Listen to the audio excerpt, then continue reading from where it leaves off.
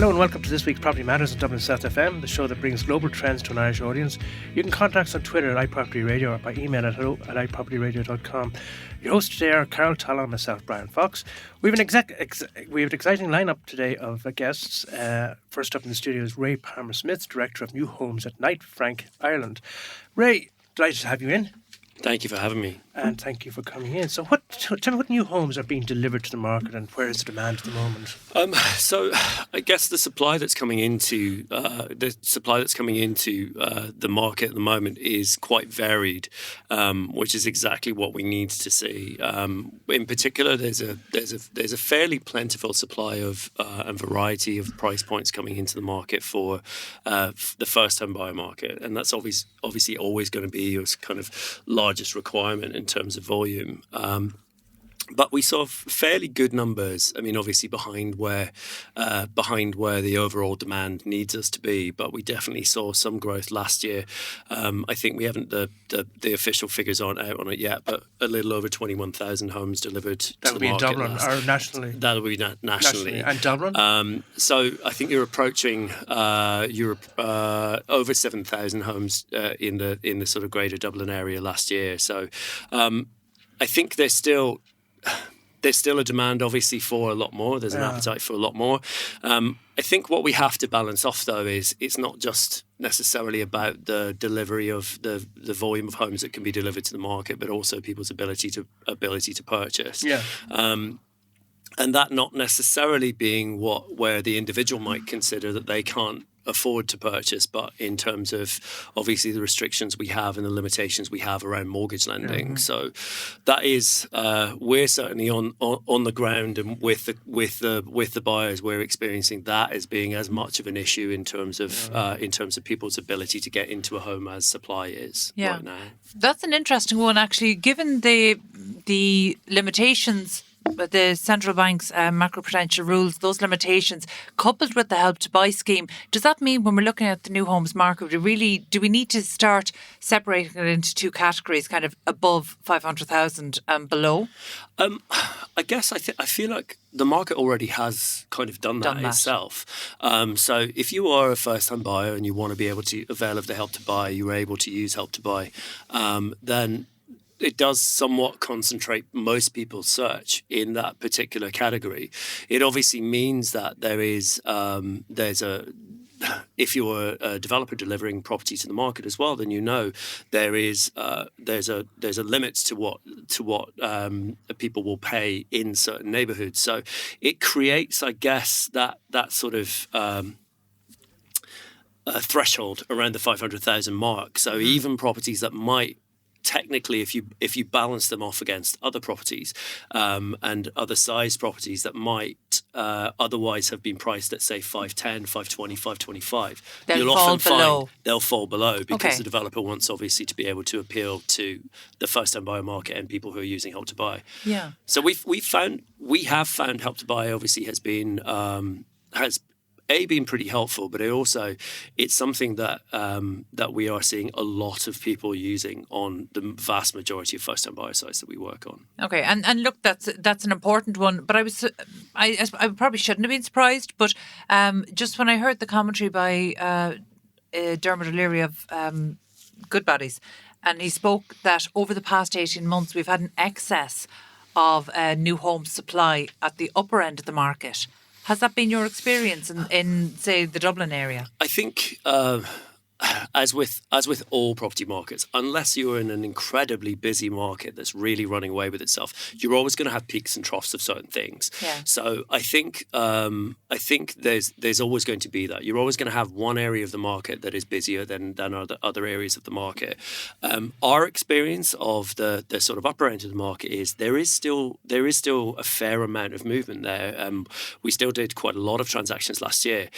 A lot of that, from our perspective, though, is feeding into the downsizer market, which is, I guess, it's something that's been around for a long time, but I think people have sort of come up with a name for it now. So, but it is something that we're seeing a lot more of, particularly where you have people who are either at or approaching retirement age, or their kids have gone off to college, or they've moved out on their own, and they maybe have had a larger family home. and are thinking, well, particularly if it's an older home, the amount of labour how labour intensive an old home can be, not only in the upkeep of the house, but also if you have a larger garden, the upkeep of the garden as well.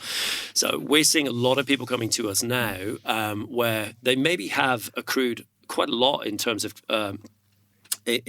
capital and the value of their home over the family home over the years, so they can afford to maybe move into something smaller, but something that's still in the same sort of neighbourhood. Area, okay. Yeah. Not necessarily have to move away then, perhaps from children and grandkids as well. No, so we tend to find most people that are downsizing will downsize within the neighbourhood where they've been living. Yeah. And there are many different reasons for that. Some of them, those are very basic practical reasons. Things like if you have a GP who you like and that has been a family doctor for a long time, you don't necessarily in your older years want to move away from that if there's if there's a practice that you really like and you trust. So that actually is quite a big deciding factor for a number of different people on where they choose to relocate to. Yeah.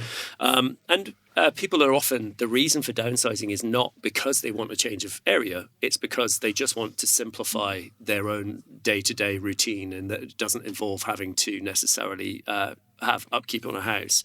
The other thing as well is we are quite we're quite a sort of transient nation. So the chances are, if you are downsizing and you've had 4 or 5 kids that then have their own kids, then the chances are at least one of those is not living in Ireland. They're living somewhere else. And so it's quite a common thing as well, particularly we see this a lot with grandparents who are downsizing, where they say, well, I'd quite like to go into an apartment building, from a security perspective, but also just the ease of being able to lock up and go away for 3 months and go away wherever they need to go. And this is quite a new departure for Irish people, because you mentioned there that, we are a people on the move, but yet our housing stock doesn't suggest that. Because I was going over the figures from the National Property Price Register for last year, and I think the volume the number of transactions are 58,000 for 2019. Now, given the stock of housing in Ireland, I think that's the equivalent to every house in Ireland being turned over or essentially changing hands every 46 years. Now, that's so far below our European counterparts. So does that mean that actually Irish people, when we get into a family home, we tend to stay there? I think it's... in my experience, so I've a lot of my career I spent in the UK. I spent a long time in London, as you can probably tell from the accent. And in London, it's very common that people will move all the time. They're continually moving. And I think a lot of that happened from just living in a rising market where people are constantly being fed how much your property value has increased by. So people think they tend to be less, in my experience anyway, they tend to be less tied to the sort of the traditional family home, and that being something that you keep for the entire time your kids are growing up. I definitely think there's less movement than that in Ireland than there would be in say, for example, London or the southeast of England. But we are, I think, now seeing a lot of people who maybe obviously during the crash, a lot of people went through some very tough times, and people who've now got back on their feet now starting to think about, okay, well, we haven't moved for a long time, but now maybe is the time to start looking at making a move. Might they be people who were perhaps stuck in starter homes that were only ever meant to be for a short period of time, that maybe they've been there longer than they had anticipated? Yeah, I would say so. And I think there's a lot of people who've found themselves in situations where they just didn't have the option to be able to move. But I think we're probably going to see that. I don't think, obviously in peak times, it was twice what the volume of transactions happening was twice what it is now. But I think I think we'll see a lot more people now looking to start making moves. I'm just interested to find out from you, Ray, because you are director of Knight Frank. In terms of forecasting markets with such volatility going around, and not just political volatility, but also market volatility, how accurate can you be, do you think, in terms of forecasting? I think we can... We generally tend to be fairly accurate in terms of our forecasting. It's obviously that's something, and particularly at a time at the time where there's political change, then that's obviously going to be a movable feast. Absolutely. So it's something that you're kind of continually reanalyzing and you're looking at. I guess the one thing that we do know is that the population in Ireland is increasing. The population of Greater Dublin in particular is increasing at quite a fast rate. And people, one of the things that people definitely always need is somewhere to live. So you know that the requirement for housing stock is going to be there. And we just have to make sure, obviously, that we are delivering enough supply to that. And that, I guess, comes into lots of different sectors. So it's not just about concentrating on one. So obviously, whilst there's a lot of talk continually about a housing shortage, and that being related to there not being enough property for people to buy, there's also a big problem at the moment in terms of supply from the private rental sector. Now, traditionally, a lot of the private rental sector in Ireland was individual private landlords. Those people are leaving the market in droves now.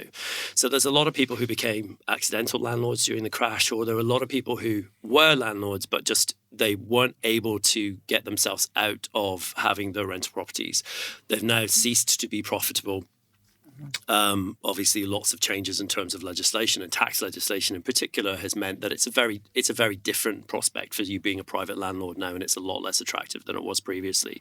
So there has been a lot of exit, and there is predicted to continue to be a lot of people exiting that market as being individual private landlords. Right. And are there any indications that Dublin is going like London in terms of the transience of the market over there, with people sort of changing jobs, moving up careers, that type of thing, coming into London 10, 5, 15 years and then moving back out to after they become burnt out of the place? So, burnt out in terms of exhaustion. I guess we're not seeing that yet. Not seeing Dublin. that here yet. And I guess Dublin is very different from London in a number of different ways. And I think where London, for many people, has become an area just exactly as you said, and I guess a little bit like Manhattan in many ways, where people choose to they think, well, I'm going to go there and I'm going to grin and bear it for a decade or 15 years or whatever. And also, as is very, very common in both London and in New York, where people think, well, I'll go until I'm ready to start a family, but I don't want to raise a family in that city.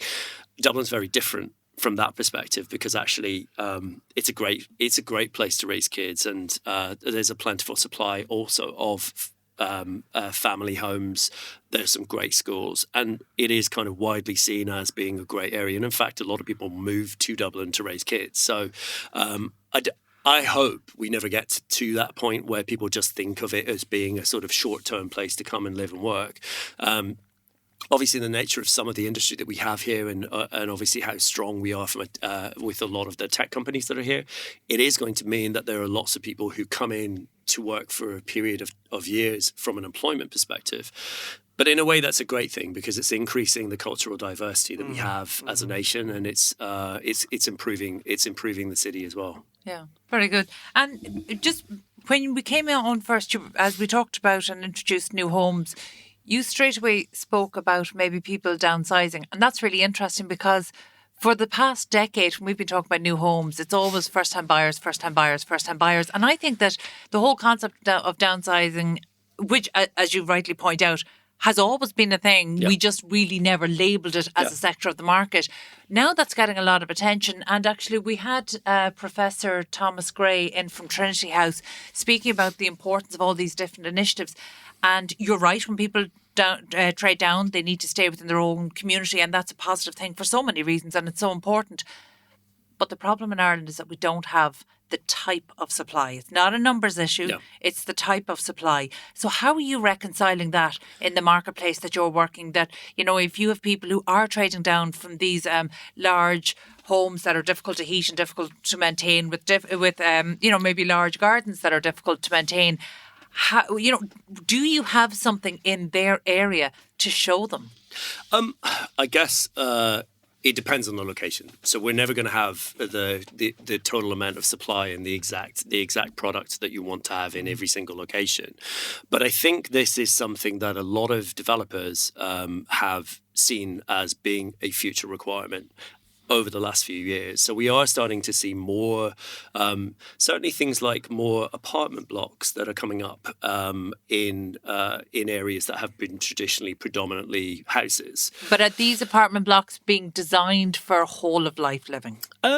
They are, yeah. So generally what you'll find is the vast majority of downsizers will not. Their requirement and what they're wanting from a home is very similar to what a first-time buyer would be looking for from exactly the same if they were also looking at an apartment. So there's not, in terms of what you're actually delivering to the market from a design perspective, there's almost no difference.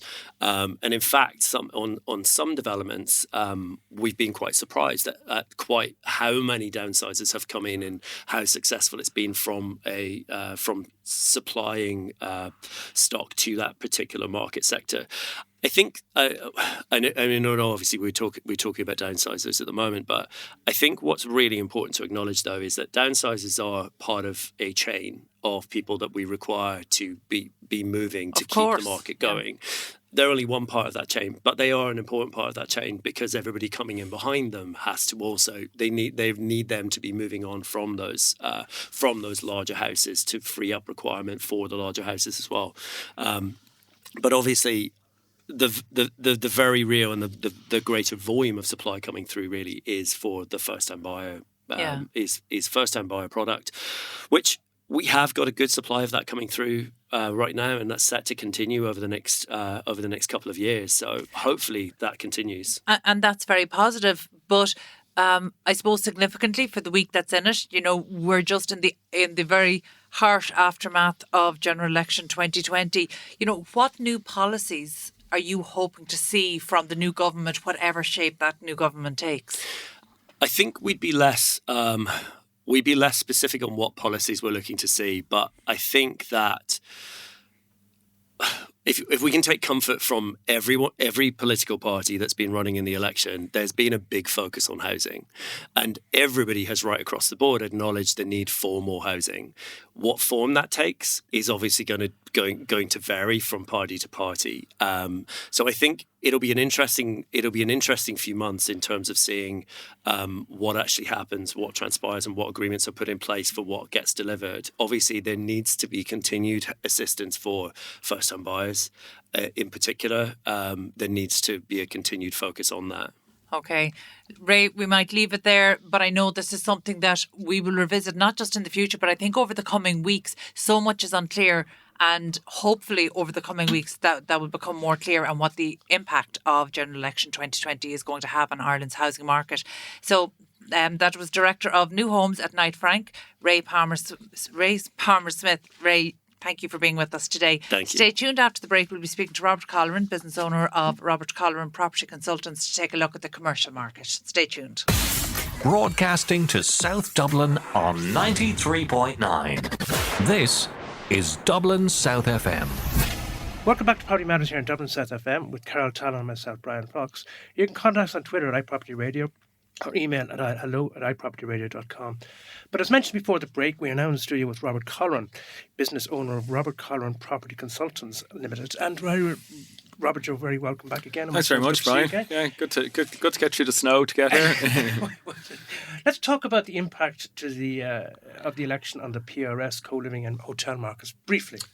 I suppose it's a bit of a knee-jerk. People are kind of very much standoff to wait and see. Obviously, a lot of the funds are being described as vulture or cuckoo funds, but at the same time they're providing a rent that's there. In terms of co-living, it's business as usual for a lot of the co-living providers. But is this going to change? There's too much uncertainty. I think what will happen is there'll be I suppose a sit back, wait and see what government comes in, and then just see what government policies are towards existing developments. I know anything in planning at the moment will probably go through or probably proceed as normal, but what's the position afterwards? Does it push on more towards housing bodies, or is it standard investment model? Yeah, the only two potential exceptions I see to that are around hotel rooms and co-living. So there's been a lot of commentary, and in fact, from a placemaking point of view, particularly around the Liberties in Dublin 8, there's been so much commentary that really we don't need more hotel beds, and yet another side of the market is saying we absolutely do. And I know you work across the hotel sector. Yeah. So in terms of what's in the pipeline for Dublin at the moment, I mean, do you think are we in danger of oversupplying the market, or is this actually catering to a demand that's there? I suppose it's location specific in that what you can see going in and going out in terms of hotels. Like the saturation points, if everybody decides to build in the Liberties, then there'll be oversupply. I think it's a case that the closer to Grafton Street, O'Connell Street, specific airports, certain locations, but not everybody's going to jump around. Like if you flood the market with hotel beds, it mightn't be viable. But we have, sorry to interrupt there, but we have planning for 2,500 or applications in, for 2,500 new beds in Dublin at the moment, hotel beds in Dublin. So I mean, is 2,500, is that about the right figure? Is it too much? Is it too little? There were reports saying that there was probably room for up to 7,000. But at the same time, that was across Ireland in total. But locations are only, I suppose, it's location specific. Hotels can only really be viable in cities at the moment. The cost of construction versus the room rate. A lot of hotels outside of the cities won't necessarily work. Prior to this, it would have been a case that somebody might have a hotel and a golf club or a sports complex. These are trading hands where they're buying an existing hotel and then they're adding onto it. Within Dublin, certain areas will work. Okay, Dublin 8, Dublin 7, there's probably room for a bit more. But if you can see Dublin 1, for instance, you have Zanzibar being built now. That was 90 beds. They extended that to 120 beds. Noah Smith on the corner of Liffey Street. He's in there. Eamon Waters in on Chancery Lane. There are 3 bespoke hotels. What's going on Chancery Lane? I think it's a 180 bed hotel. Just where the old motor tax office used to be. Yeah. Oh yeah. Yeah. So there's another hotel there. I hadn't seen those plans. 180 bed. Yeah, Stay City or in the back of Mary's Lane. That kind of stretch from kind of Capel Street across to Smithfield. Apart hotels are really having a moment, aren't they? I think they are. I think there's. Is that the trend we're going to see? Well, I think it depends to be quality of design. Like I was up in the Devlin Hotel recently, and okay, it's more the far extreme. It's smaller bedroom sizes. Okay, bedroom sizes can range from 12 to 18 square meters, but it's nearly like micro living. Oh yeah. Very good quality design, but what's driving it there are the people out for a night out. Yeah. They're either eating in the restaurant downstairs, rooftop bar upstairs, the pubs and the cafes in Ranelagh. So they're not necessarily hanging around the hotel. The Mason along North Wall Quay, fantastic fit out. I think they probably spent about 12 million on the fit out. It's open and trading. Opened in time for a Google party last Christmas. But it's a fantastic building, good addition to the area. That location, there's plenty of demand for it. I think it's out the door, busy. Certain areas, you will see demand. There's business tourism. But I think the situation where a hotel, used to be, will give a full food and beverage offering. Every hotel has to have a full breakfast. Nowadays it could be a situation where I've stayed in hotels where you literally have a coffee and you go. Yeah. People don't necessarily need to have breakfast, lunch, and dinner in a hotel, or even a swimming pool or gym within a hotel. Like the Hendrick, the Hyatt, a lot of these hotels are. The Hyatt Centric, I haven't been into that. Are they the fit out of that? I've heard is it's designed along a boutique hotel. Yeah. Good clean rooms. Sizes are probably 18 square meters, and then you have a kind of a double space lobby area. So your lobby area might have a bar, cafe, and doubles in as a waiting breakout area. So it's nearly like a lounge area. But you have your city centre location. It's multifunctional, and then city centre location. People are nearly encouraged to get out and have lunch in the local eateries. So that would work in Dublin 7, 8, and certain locations. But if you're slightly off pitch, I don't think the facilities will be there, and that's where a hotel will need to provide them. But within walking distance, if you're within 10 minutes walking distance of, the prime sites. Okay, is that why the Liberties are so attractive? Liberties are attractive on two things. It's because the purchase costs are below what you'd buy in Dublin 2 and 4. Okay. So the office rents in Dublin 2 and 4 could be up to €60 a square foot. Let's say, for instance, Alanis have a site on just on the South Quays there when you come across Butt Bridge. That wouldn't be viable for a hotel because you'd probably get a higher office rent there. Is this on the north or south side? On the south side. When you come across, the just before Grand Thornton and Moss Street. So Tetrarch are in on the site behind, building a large hotel, building an element of co-living and student accommodation. So that whole area would be viable, but it depends on the price rate that they got it in. So it's priced more so than... Well, it's price and location. Yeah, no, it's a combination of both. The sites in around Dublin 8 or Thomas Street can be that bit more affordable, but at the same time, you're close enough to Guinness Distillery. You're close enough to Pierce Lines, Dublin Distillers. You're within a certain walking distance from Dublin 8, and I know people don't like using the term, certainly not regentrification, but there's certainly a huge regeneration going on in Dublin 8, and it seems to have been a decade behind. It's absolutely maybe massive. We might have expected it kind of parted. Last time it was predominantly apartments. What happened there is that the zoning was mixed use zoning, so a lot of the zoning would only allow for, it had to be a mix of office, retail, and apartments, not just straight apartments. And that wasn't historically a popular office location. Apart from where the Hilton is, you have Heineken are out there. Houston South Quarter was that area. Other than that, it wasn't really an office location. Draw it into Digital Hub. Digital Hub was success rate. I think they're full occupancy there at the moment. But then when you get the likes of iconic offices tying in on the IAWS building, it kind of, you're getting closer to that pool where, the staff working for you can rent in around the area. There's two things. The rents are a bit more affordable, but the rents are on the up. But it would be a good affordable location that would give you a good option other than Dublin 2, Dublin 4. Okay, and just because we touched on it there, in terms of development sites, obviously that's your area of expertise. You're known as a specialist in the development for development land.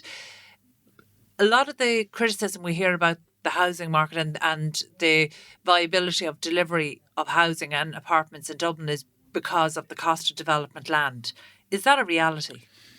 Yeah, well, I suppose the cost is driven by the market. So if the market aren't prepared to pay X amount, X amount per unit, then the units drop. But what you find recently is prices that are being paid are softening. And there's two things. The cost of construction has probably gone up by 10%. That's increasing all the time. The return is kind of leveling off. Your office rents are kind of the same. So is that squeezing the margins? It's probably squeezing the margins, and then in terms of competition, if there's more and more being provided, it's a lot of what's being developed is based on either the rents or what a housing body will pay for it. It's driven by the rental market, not necessarily the individual purchasers. Like most apartment blocks within Dublin, within Cork, they're not viable to build and sell on individual apartments at the moment because the cost of construction is so high compared to the return on the resale price. So what's happening there is investments funds like Irish Life or pension groups that are getting a bit of they're a bit rocky at the moment with the change in government. They're sitting back and waiting and seeing. But a lot of this is institutional investment, pension funds, buying a block of apartments with a set rent. So if you buy and build a block of apartments, you know pretty much when you reach practical completion what the open market rental value will be for the apartments. What a one bed will rent for, what a two bed will rent for. Or it's a case of if you have a housing body, what the housing body will pay you for. So your price is directly related to what rent you'll be paid afterwards. And it's either a case that it's a yield multiplier. It could be 4.2 for 5% or 4.5% of what the overall rent is, less your costs. Yeah. So that's what's driving it. But prices have come down in certain areas. Okay, and given, I suppose, the stage of the value chain you work at, you have insight into the market maybe a year, 18 months before the impact of that is felt on the market.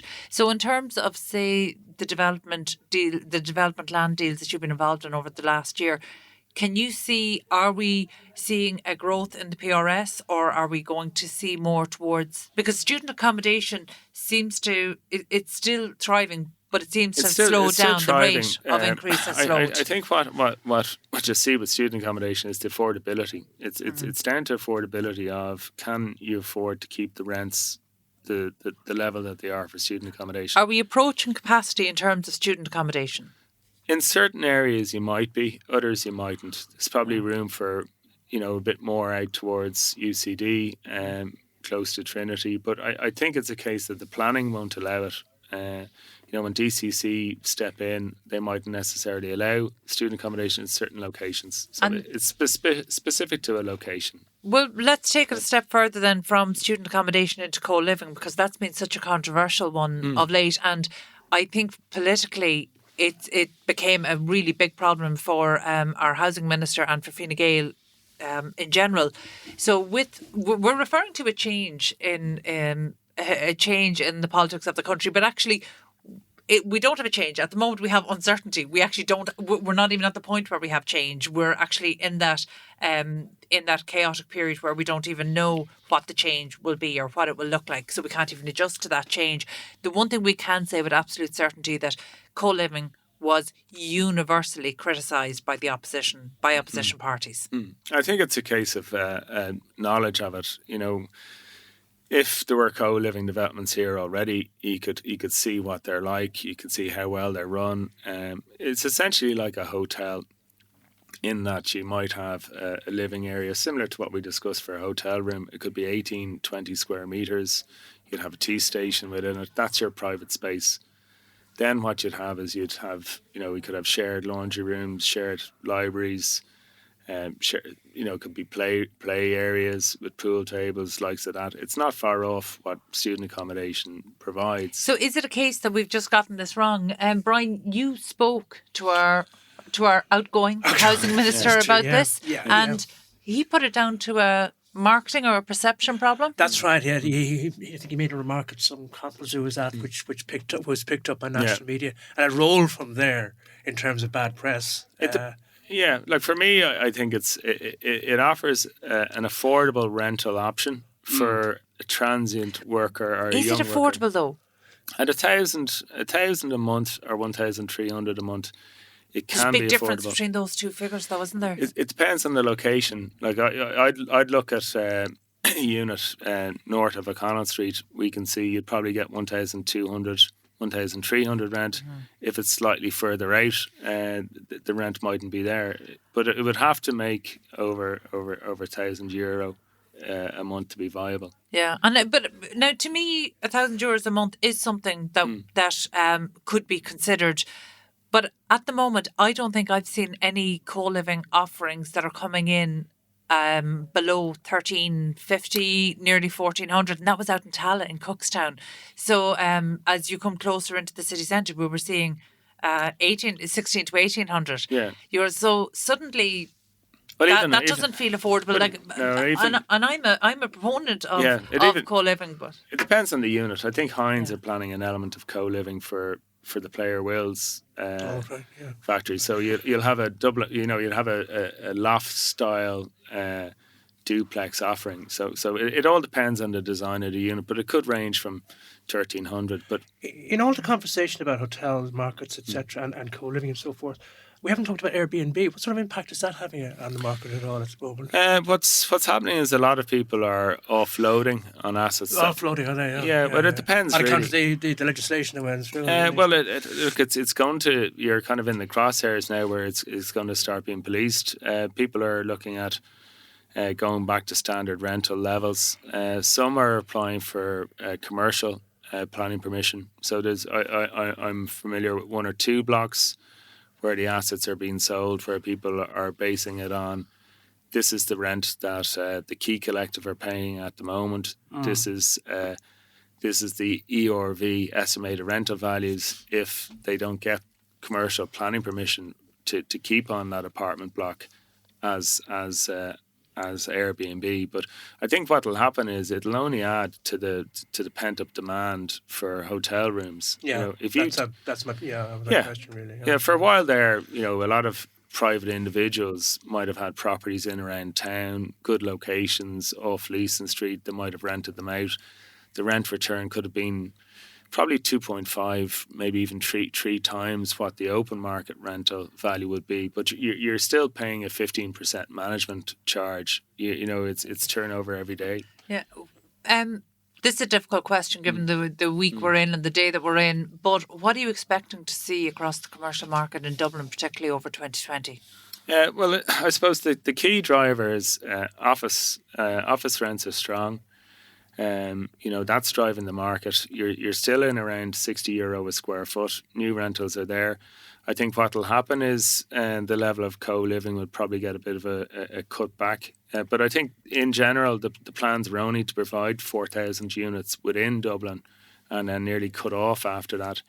PRS, will it have an impact on the market? It's too early to see. But in terms of what's in planning already, you look at Conley Station, you look at other large developments. The key is supply. If more rental supply comes to market, it will have an impact on overall rents. And if supply stops, it'll be a different story. We'll be back to where we were. Okay, we'll leave it there. Thank you so much. That was Robert Colleran of Robert Colleran Property Consultants. Thank you for being with us today. We'll take a quick break, after which we'll be talking to Gavin Gallagher, Director of Proptech TV. Stay tuned. Everything's fine on 93.9 Dublin South FM. Welcome back to Property Matters here in Dublin South FM with Carol Tallon and myself, Brian Fox. So as I mentioned there before the break, we're now joined by Gavin Gallagher, Director of Proptech TV. Gavin, nice to see you back in the studio again. How nice are to you? be back, guys. Thank you. Tell us about Proptech, Smart Proptech in 2020. Well, where is it all going, I guess, is the question. There's a lot. One of the things that I've noticed is that sustainability is very much coming into the focus now in the whole PropTech scene. And the guys in Fifth Wall, which is a big VC fund based out of Los Angeles, those guys, they launched the biggest PropTech fund in the world at the time, about 2 years ago, maybe 3 years ago now. And they've just launched a carbon neutral fund under the same kind of company banner and things.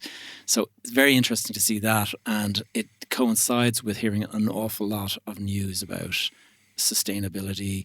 Buildings have got to tick certain boxes. It's all moving in that direction. And it's quite quickly moving in that direction. One of the things that I've noticed around the innovations in the sustainability side of things, one of the things I've noticed is that a couple of years ago, these were very much on the retrofit side, whereas now I'm seeing these at for design and build stage. So we're kind of coming more into the construction technology side of things. Yes. And I think that makes so much more sense. Well, I mean, it's a whole. There's the life cycle, and then there's the operating of the. Like when you're building a building, you're bringing the fabric together, and you're building your building, and that is your capital expenditure. But then there's the running costs as well as obviously. So the whole thing has to kind of tie together and fit. And one of the issues is when you're looking at a project nowadays, you're talking about maybe 3 years from concept till completion. Mm-hmm. And in those 3 years, there's a very strong chance that you will not find tenants at the end of the 3 years now, because they're all moving towards the sustainable option. And I know certain government departments, there's already talk about them not being allowed to sign leases if they're below a certain energy rating. You see, now that would sound like a noble thing if it didn't mean that they were leaving entire buildings empty for half a decade while they were sitting around deciding about things like that. So, noble objectives, but the execution certainly across government departments in Ireland has been pretty shoddy in terms of... Well, there can be criticism there, but I think the point is that, global... climate action, you've got the guys outside, they like the Greta Thunbergs and things like that. That is going to eventually convert into government policy. And what they've done in New York, in fact, recently, is they've the state or the New York City municipality, whatever, they sent out a diktat to everyone, and that is that the buildings must not produce too much, or they must not cost too much to heat and to cool and all this. And the total cost of the retrofits of this to comply is $8 billion. And that $8 billion is like, there's a huge uproar amongst the landlords who are all saying, how can we Is there a lead-in period? I'm not too aware of the exact detail, but I've just heard $8 billion, and it's quite a sudden, application of this. And guys are saying we'll go bankrupt, and it's that's it. I'm sorry. That's what it's going to cost. You've had it too good for too long, and therefore this is what you now have to do. And I'm seeing that. I think global warming and climate action and all this kind of stuff, it's starting to get to the point where governments are starting to take notice. I mean, have you seen Copenhagen are talking about being carbon neutral by 2025? That's only around the corner. Carbon neutral. So they're really proactively at it. And I think there's going to be a catch-up period when suddenly governments are sort of saying, you know what, we have got 2050 is too far out. Let's talk about carbon neutral by 2050. By 2050, we might be 2 or 3 degrees hotter and we might be looking at serious sea level rises. So is Ireland just very much behind the curve here? Because I know with the NZEB, the near zero energy buildings, we were mandating a certain standard that would kick in across commercial and residential from 2018 to 2020. But we're essentially getting to where London got to a decade ago. So are our targets not big enough, or are we making the mistake of trying to play catch up as opposed to kind of looking forward to where the ball is headed? I think you need to be skating to where the puck is going to be as opposed to trying to do it now. If you look at Copenhagen as the example, they are 25 years ahead of where some cities are currently planning to be, okay?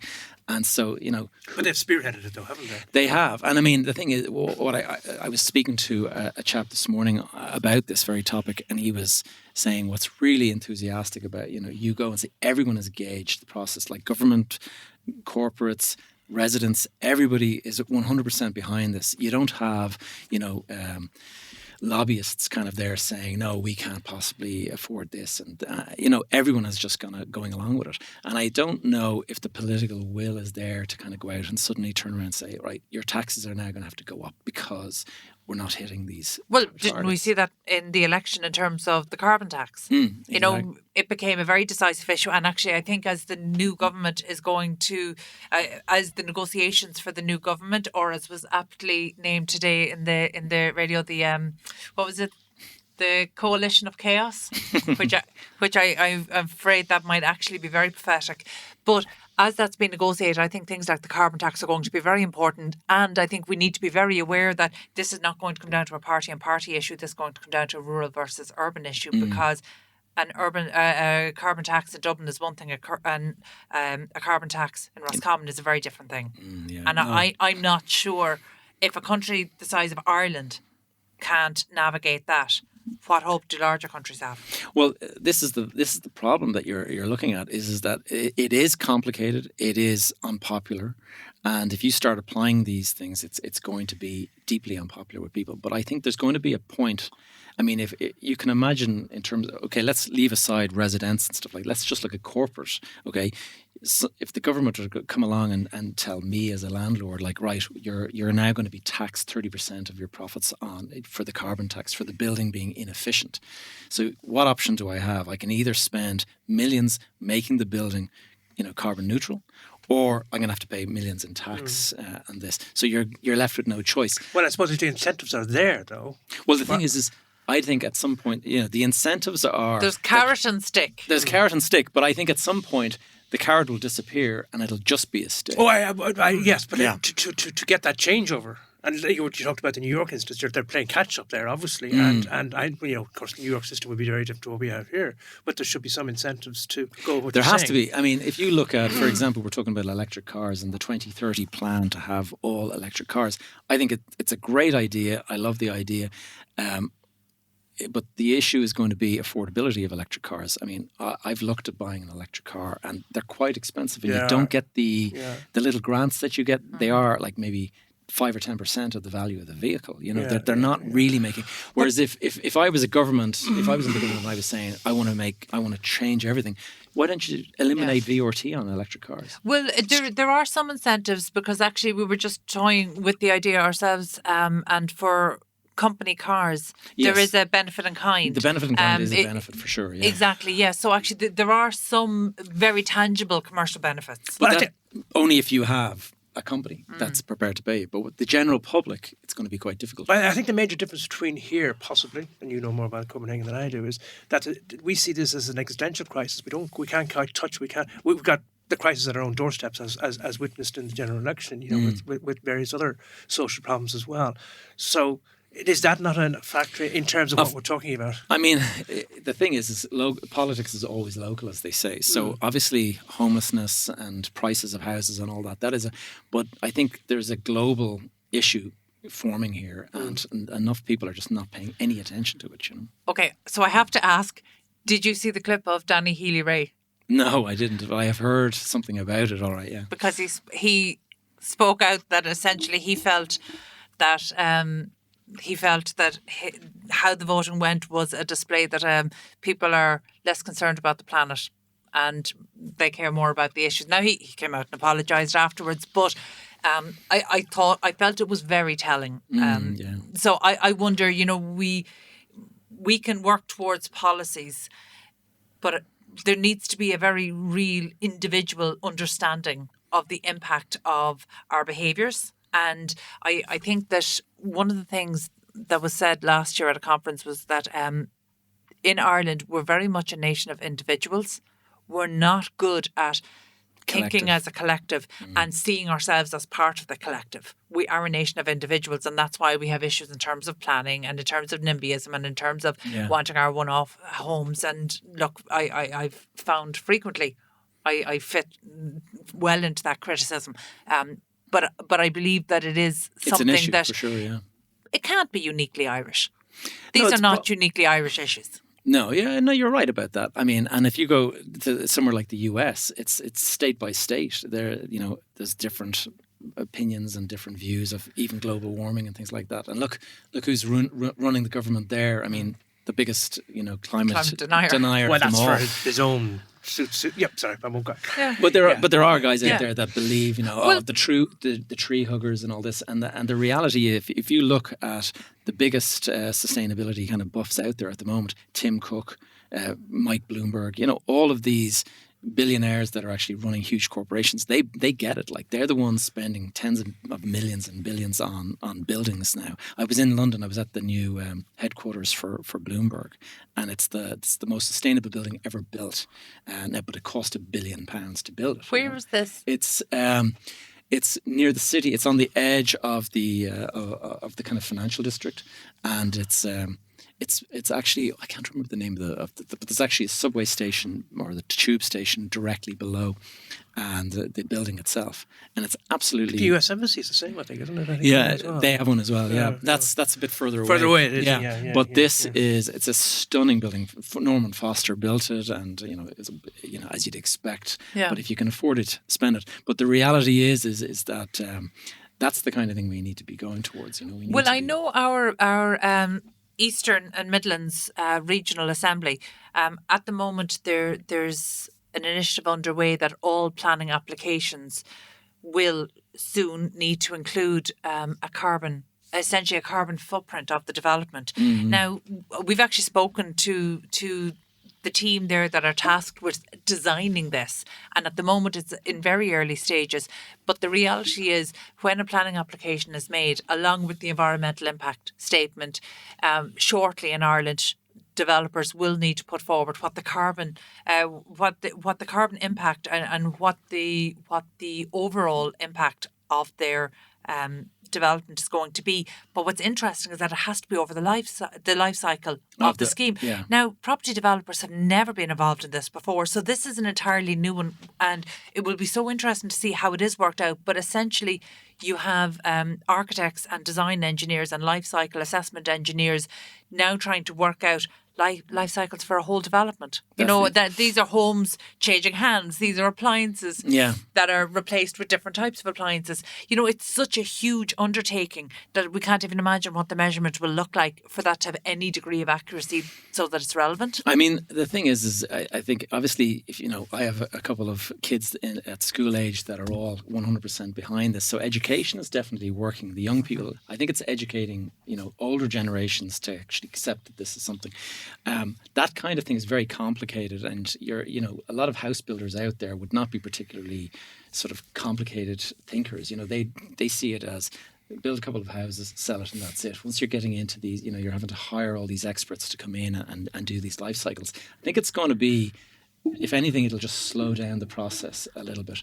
I cannot believe you just said that, Gavin Gallagher. I've seen. You don't think that home builders are complicated thinkers? That's the kind of thing, you know, you hear sometimes when people make a sweeping generalisation about farmers. And I actually think that anybody who is self-employed running businesses, I think that they are so far beyond complicated thinkers. I think they're absolutely, it's the entrepreneurial spirit, it's the breadth of knowledge that you need to have, the understanding of so many different factors. So I would be on the polar opposite side and say that I actually think they're probably among the most holistic thinkers that we have. Okay, let me just refine it. I work with some people that are house builders, and some of them would be quite anti this whole sustainability thing. They would be quite dinosaurs in their thinking and along that line. And so that's my, you know, that's obviously kind of my view. I would call that a vested interest. I wouldn't say they're not complicated thinkers. I would say that they're perhaps being led commercially.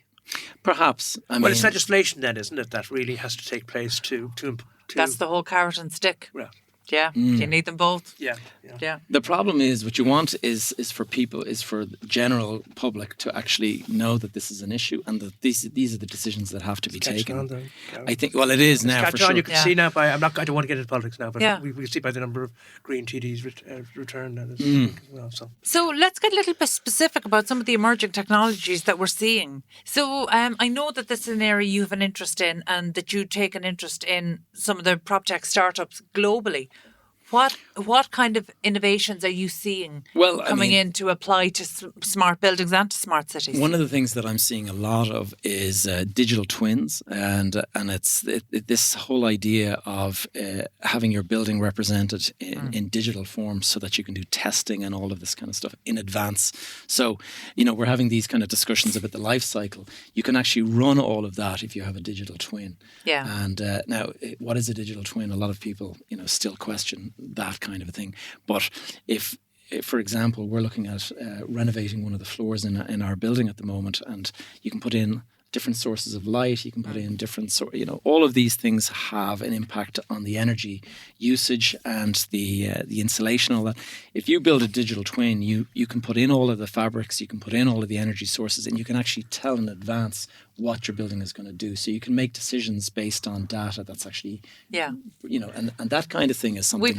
We've had Ralph Montague in from ArcDocs. Yes, I know explain Ralph, the concept of digital twins and the importance. And actually, we've had a few engineers in speaking about dynamic simulations. Yes. And so that's exactly what you're talking about, actually running what all of these different systems will do and what the likely outcomes will be. And I've also seen then space usage is a really interesting area, and it's, you know, IoT sensors and all this.